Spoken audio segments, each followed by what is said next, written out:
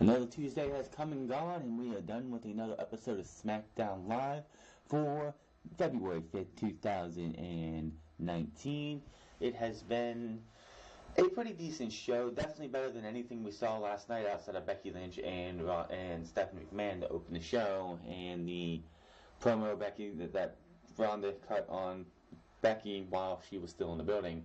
This show definitely was better than anything after that because, again, as we know, Monday Night Raw has nothing but filler, beyond filler, that they just make some of the worst wrestling out there, the worst programming out there. And the ratings even reflected that, and we'll talk about this Saturday, how Raw's ratings are already in the much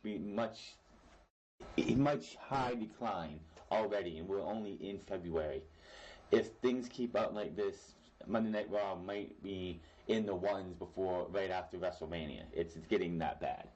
But this show was great. We did see Charlotte Flair come out, and she still hasn't made the case for the fact that she should be the rightful winner of the Royal Rumble because Becky wasn't an actual participant in the match until she made a plea to Fit Finlay for a championship opportunity. We still haven't seen that. So I still don't get how they're going to do this triple threat match that they say they want to do. We'll talk about it more later this weekend. But still haven't got that yet. Becky Lynch was also on the show tonight, even though she wasn't supposed to be. We'll get to that in a moment. We had Gallows and Anderson versus Rusev and Nakamura in a match that I don't think anybody cared about. The reason that Rusev and Nakamura are now teaming together for tonight was that I guess WWE wants to build them as a legit tag team, which again to me still makes no sense, as Rusev was blaming Nakamura for his wife getting injured, and now all's fine and good, but please, seriously. We had Randy Orton versus Mustafa Ali in a really decent match.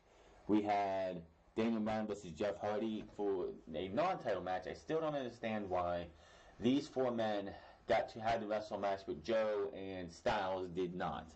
I think it should have been Randy Orton versus Mustafa Ali and Samoa Joe versus AJ Styles if they wanted to, or Samoa Joe versus Jeff Hardy. I don't know, they could have did something a little bit different. I don't think Daniel Bryan should have been wrestling because he did have a promo tonight too, where he cut an excellent promo as usual. We also heard Eric Rowan speak, which was kind of weird. I don't even think when they split Bray Wyatt away from Eric Rowan and Luke Harper the first time, we heard him talk, and of course we did hear him talk when he was part of the Bludgeon Brothers, but he had that deep, I'm gonna kill you type of voice. Did not sound like that tonight. Eric Rowan sounded just like a normal human being. So any mystique and mysterious that they had for him is definitely all wiped away. And of course, the final two members of the six-woman tag team, the six-way Elimination Chamber tag team match has been announced, as Naomi and Carmella were added on a whim because Monday Night Raw has enough women to at least make some makeshift tag teams to make qualifying matches, while SmackDown Live does not. If you look at the men and the women's divisions on both the shows, honestly, I really wish SmackDown would have got the tag teams and Monday Night Raw would have got the women, because Monday Night Raw is Stephanie's show, so there's always that. But yes, the main event was Daniel Bryan versus Jeff Hardy, which was another good match. Definitely something worth talking about. The show started off with Charlotte Flair coming to the ring, and the Queen is on her way to the ring. Video recap of Stephanie suspending Becky Lynch on last night's episode of Raw. Charlotte gets on the mic and says the only thing worse than arrogance is ignorance. And I'm like, you're the one to talk. I mean, you are the most arrogant woman in all of the women's division. Someone like Charlotte Flair bringing up ignorance and arrogance. I mean, come on. This is like you to a T. She blames Becky Lynch's own low behavior for getting herself suspended. Charlotte sarcastically hopes that Becky is healthy enough to compete at WrestleMania. Charlotte then says, I know someone who is 100% and would love to face Ronda Rousey. You know they have to say that for a reason. There's no doubt in my mind that WWE is doing everything they can to eventually put Charlotte Flair into this one-on-one match, even though it's not needed. She points out the WrestleMania sign just stands there. I'm like, what is going on? And the next thing you know, they pan to the crowd, and Becky Lynch is walking down. Fans are going wild. Charlotte berates Becky for not only stealing her father's catchphrase, but now stealing Roman Reigns' entrance, even though Roman hasn't come to the crowd by himself since since 2015. I know when the Shield broke up, he was still doing the entrance to the crowd for the first 6 months of the separation. So I don't know why they even threw that out there. Just WWE has to have somebody say Roman's name because nobody said it on Monday Night Raw in the last 4 or 5 weeks. It says that the man has returned to SmackDown Live. Her and Charlotte get into an argument with a series of referees and security in between them. Triple H makes his way out as he was the McMahon family member in charge of SmackDown for tonight. He comes out and tells Becky to her face that she is suspended and that she needs to go home and see the doctor. While Charlotte starts taunting in the background, Triple H turns to Charlotte and says, "This doesn't concern you. Get out. Get to the back. Just get out." I just loved it, and the crowd went crazy. It's like, this doesn't concern you. Get out. Great stuff. Says, "See the doctor. Get cleared." Becky admits that she doesn't trust any of the authority of doctors, and why would she? Why would she? After what Daneil and Bryan had to go through for 2 years. The fact that CM Punk almost died because the idiot doctor misdiagnosed a staph infection that could have killed the guy.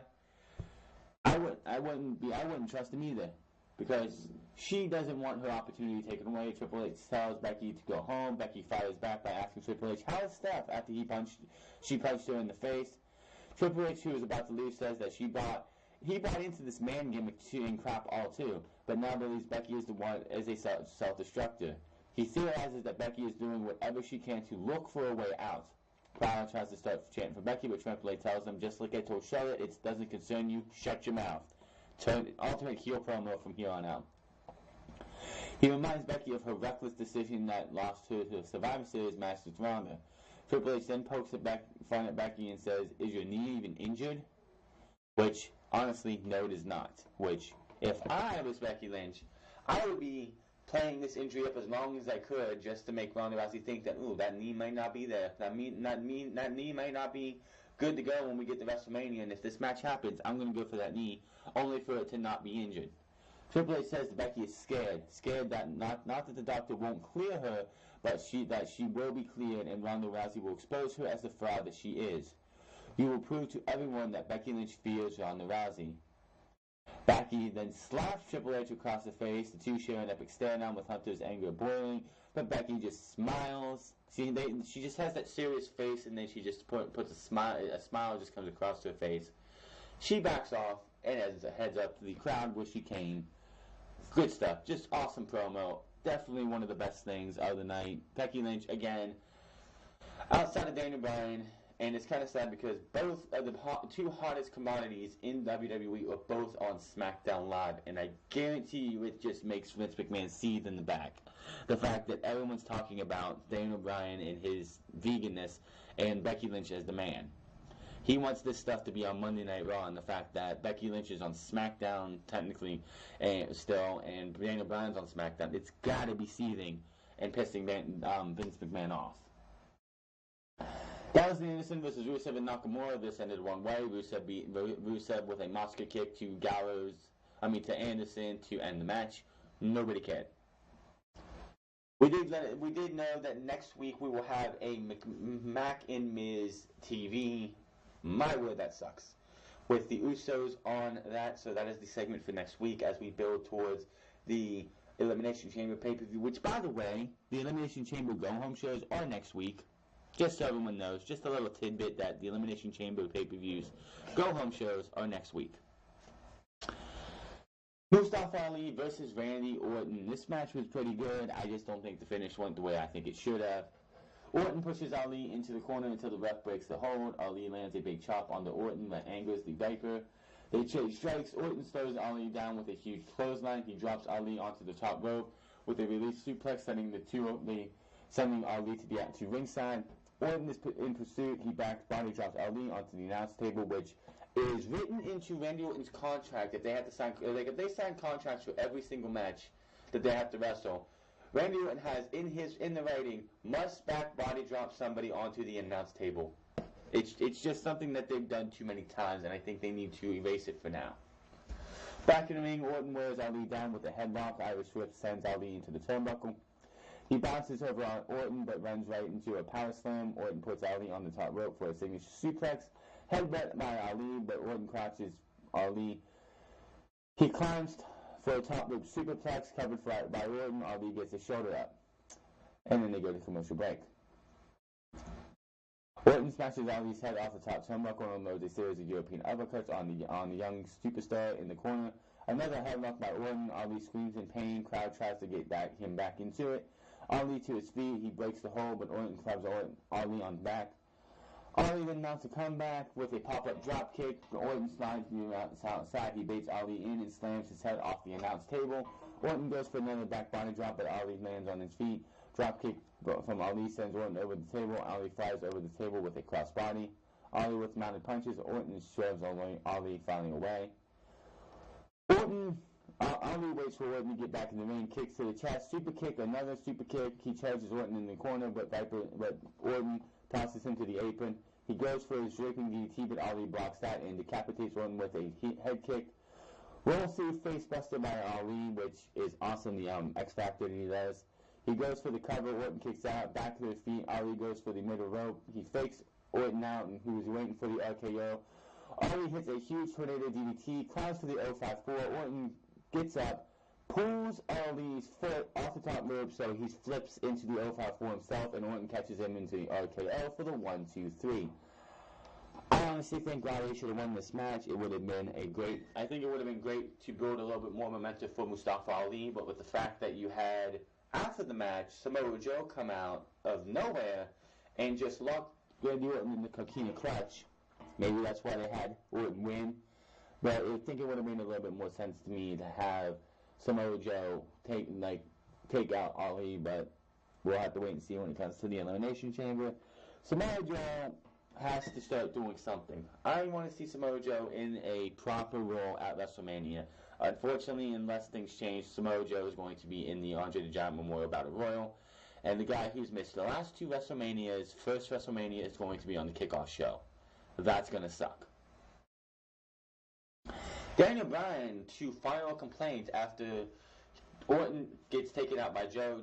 Daneil Bryan's music hits. They are in Washington, the state of Washington. It wasn't actually, it was in Wichita Park or something like that. So Daneil Bryan was over as a babyface when he came out. He was definitely more over than he would be in any other town. But he comes out and Samoa Joe starts heading up towards him, and Eric Rowan comes out to, this isn't gonna happen, guys. I'm going to and Joe fakes that he's going to attack Eric Rowan and just walks away. Before we get that complaint, he cuts a nice promo about how that was just what he did tonight was just the beginning. Wait till we get to the Elimination Chamber, and it's like Samoa Joe can talk with the best of them. The guy comes out and can cut a promo and take everybody out of it.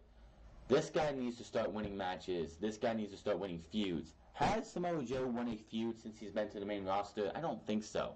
I think he's won. He beat Mustafa Ali. He beat this guy there. He won this. He won that. But he hasn't won a feud. He needs to start backing up his words, or he becomes another Bray Wyatt. Bray Wyatt talks shit all the time when he first came up to the main roster. How he's gonna make John Cena embrace the hate. He's gonna make John Cena embrace his evil side.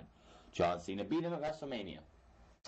I'm going to be the new face of fear because I'm going to beat The Undertaker at WrestleMania.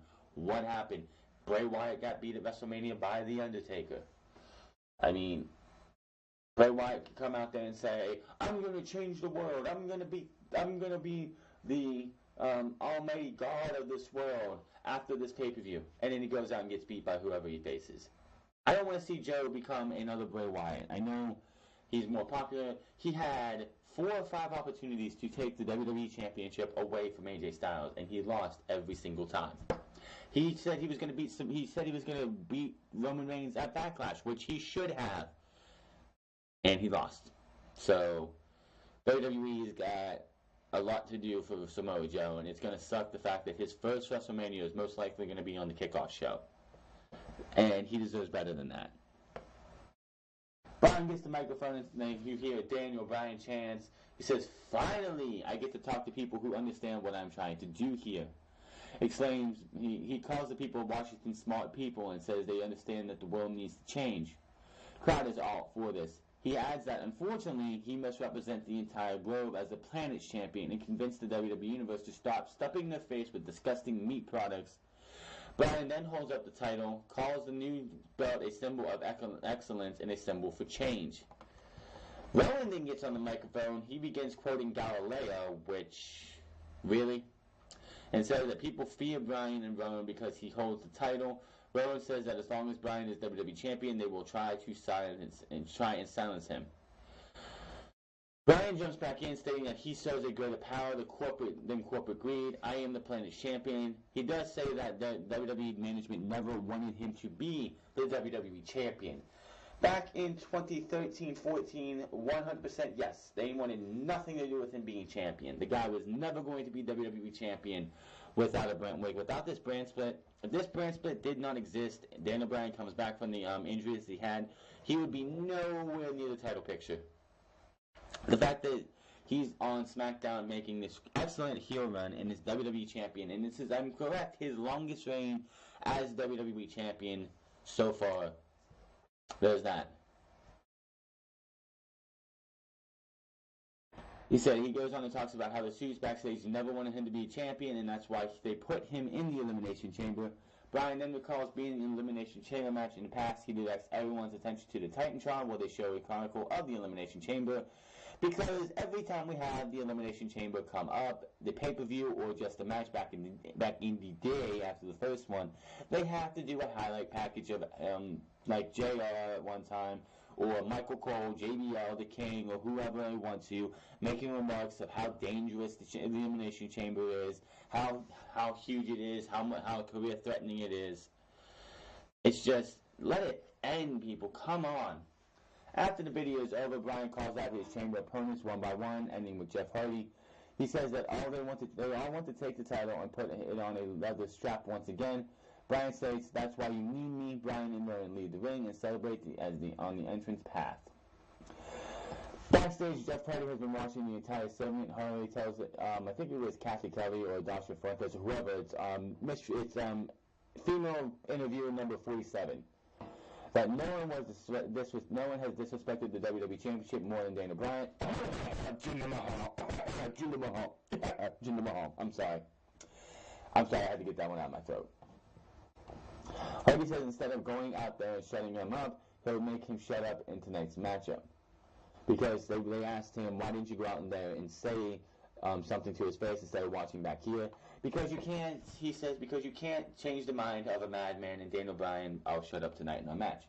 AJ Styles comes along and says, I couldn't agree with you more. He wonders if Hardy's recent history makes him the man for the job to defeat Daniel Bryan. Hardy fires back, stating that the old AJ Styles can't defeat the new AJ the new AJ Styles cannot defeat the new Daniel Bryan. They go back and forth a few more times before Hardy tells Styles that they'll finish this in the chamber.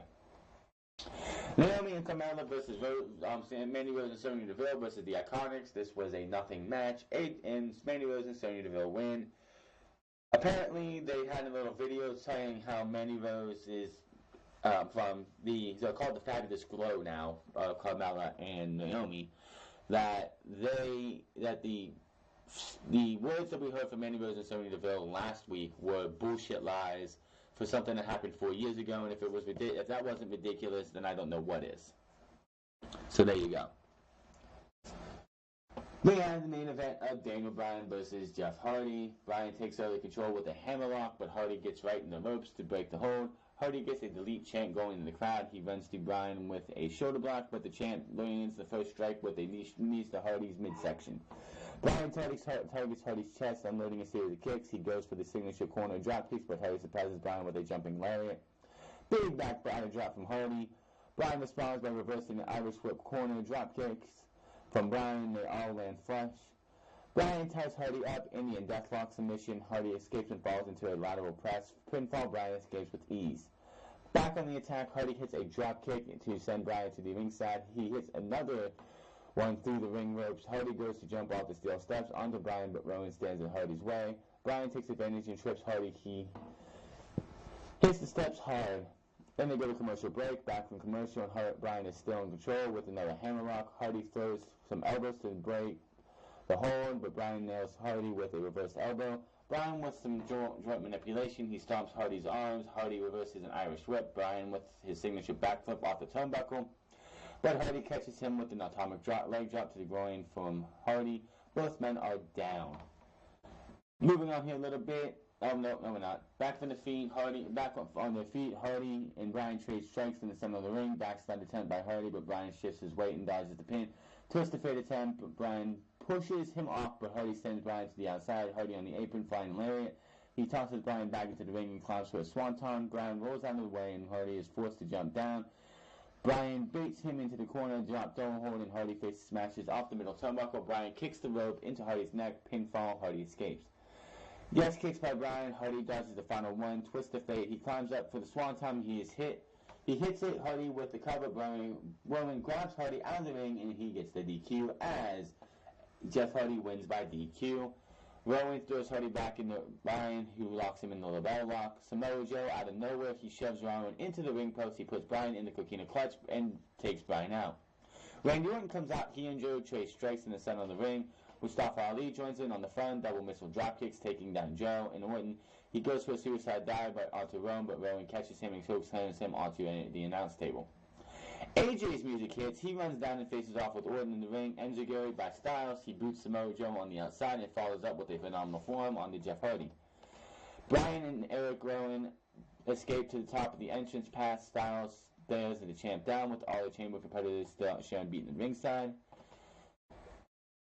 Backstage, Daniel Bryan is interviewed. As soon as he gets in the gorilla position, he screams in anger. He says Rowan didn't even help him. Rowan is his intellectual peer, and no one understands that Daniel Bryan will be the WWE champion forever. That was Smackdown Live, and this has been your build to the Elimination Chamber so far. The Raw side of the Women's Elimination Chamber tag team match has been done better than the SmackDown side. All three tag teams on Raw side had to earn their way in. SmackDown, hey, I'm in the chamber, or we accept. It's like, oh my goodness. We have, I think this is all the matches we have, unless we're going to add Finn Balor and Bobby Lashley. We have the WWE Championship in the Elimination Chamber. We have the Tag Team Women's Championship in the Elimination Chamber. Both sets of tag team titles. And that's it so far, right? Am I missing something? That's 4 matches, right? So the 2 tag team titles, the 2 elimination chambers, and yeah, I think that's about it so far, right? That's only 4 matches for the elimination chamber. WWE, it's like, I wish they would get rid of Fastlane. We do not need a pay-per-view in March. Then take the elimination chamber and put it at the end of February. The elimination chamber is going to be next Sunday, which is not this Sunday coming up, which is the 10th. It's going to be the 17th. We could go another week. It would have been great to get 4 weeks of build, because you would at least had some reason to build. Honestly, if you want a pay-per-view in March, get rid of the Elimination Chamber in February and put it in March. Get rid of Fastlane so you have a lot of time to build. This entire build is just like we had when it came to the Greatest Royal Rumble overtaking Backlash. Yes, the Elimination Chamber pay-per-view itself sells itself on the Elimination Chamber, so you don't really have to do as much build as you would have to for a non-gimmick pay-per-view. This is why I hate gimmick pay-per-views, because they're lazy and you can get away with building half-assedly like they are here. You think this is bad because we have 3 weeks between the Elimination Chamber pay-per-view and Fastlane. It's gonna be worse in the fact that they don't have anything to lazily get through that pay-per-view, and then you have 2 weeks before WrestleMania. Yeah, it's gonna be terrible. Now, Becky Lynch interaction with Triple H was great. Triple H cutting a promo he's just one of the best guys, one of the best talkers of all time, and when he wants to be a heel, he could be a heel. It's going to be interesting to see how those, because it's still being said that it's going to be a triple threat match, and it makes me wonder what's going to happen with Asuka. Where has Asuka been? It's been 2 weeks Since she beat Becky Lynch. This is the second SmackDown since the Royal Rumble. Where has Asuka been? Really, where has Asuka been? I have not seen her on SmackDown, and she's supposed to be the SmackDown Live Women's Champion. Everyone's talking about Ronda Rousey for the Raw Women's Championship, or the tag team titles for the women's division. Where is she at? Why is nobody talking? Wait, she should be like, why is nobody talking about me? I'm here. I beat Becky. Why is nobody wanting to take me on? So apparently, we're not going to have Asuka at the Elimination Chamber unless they want to throw something together next week. Where's Asuka? And when we get to WrestleMania, if this triple threat match happens the way they want it to, what does that do for Asuka? We'll have to wait and see. When it comes to the Elimination Chamber for the WWE Championship match, Samoa Joe's got to have a good showing, because I don't see him winning the championship, but the dude's got to have a good showing, or everything that he just talked about tonight, saying it's going to be vindication, validation, stuff like that, and he's going to destroy everybody in the Elimination Chamber, just becomes more empty words, and he becomes another. It just continues down his path of becoming a Bray Wyatt. You talk a big game, and you don't back it up, and it's not his fault. I still question why Backlash's main event, which was Roman Reigns versus Samoa Joe, did not end with Samoa Joe winning. It made no sense to me. It didn't help Roman Reigns at all in the grand scheme of things, and it could have helped Samoa Joe in a big way going to a new brand. But that was SmackDown Live for you for February 5th, 2019. We are going to be here tomorrow for NXT, as they did advertise tonight that we will see Johnny Gargano, the new North American champion, in Full Sail. So it's going to be interesting to see where we go, because from here to WrestleMania's weekend, the Friday before WrestleMania, this is going to be the start of everything we're going to see at TakeOver Brooklyn 5 or TakeOver New York, whatever the fuck they want to call it. And it's just going to be interesting to see where they go, who's going to be challenging the War Raiders, who's going to be challenging Johnny Gargano, who's going to be challenging Tommaso Ciampa, and who's going to be challenging Shayna Baszler at TakeOver. And could we possibly see, which I doubt it, could we possibly see a UK championship defended at TakeOver Dallas? Not Dallas, but Brooklyn. Who knows? I'm getting out of here. I'll see you guys tomorrow. Everyone have a good one. And find me on Twitter at DeFrance. Find me on twitch.tv/DeFrance08. Hit that subscribe button. Comment down below. Like or dislike this video. And I will see you guys tomorrow for NXT. And this coming Saturday is going to be a big AEW show, because we do know, not tomorrow, but on Thursday, is the AEW ticket rally. Only time will tell, but I will see you guys tomorrow, and then we'll have a lot to talk about this Saturday. Stay tuned.